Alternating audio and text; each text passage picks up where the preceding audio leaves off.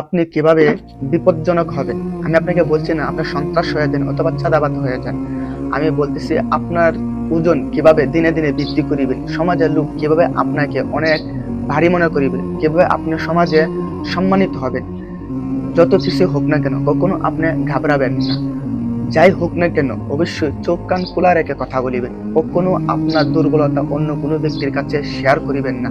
আপনার দুর্বলতা যতই বেশি মানুষকে বলিবেন ততই আপনাকে দুর্বল মনে করিবে এবং আপনাকে বড় বড় আঘাত করিবে। কখনো কারো জবাব সাথে সাথে না দিয়ে চিন্তা ফিকির করে ভেবে কথা বলিবেন। কখনো আপনি দুর্বল ভাবে চলাফেরা করিবেন না। আপনার চলাফেরা উঠা বসা সব কিছু স্মার্ট রাখিবেন।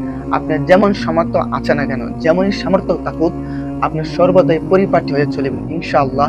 আপনি যদি এইভাবে চলতে পারেন, আপনাকে যারা তুচ্ছ তাচ্ছিল্য চোখে দেখতো, যারা আপনাকে ধিক্কার জানাতো, যারা আপনাকে তুতো দিত, তারাই একটা দিন আসবে আপনার সাথে দেখা করার জন্য, আপনার সাথে সাক্ষাৎ করার জন্য তারা লাইন ধরে দাঁড়িয়ে থাকবে।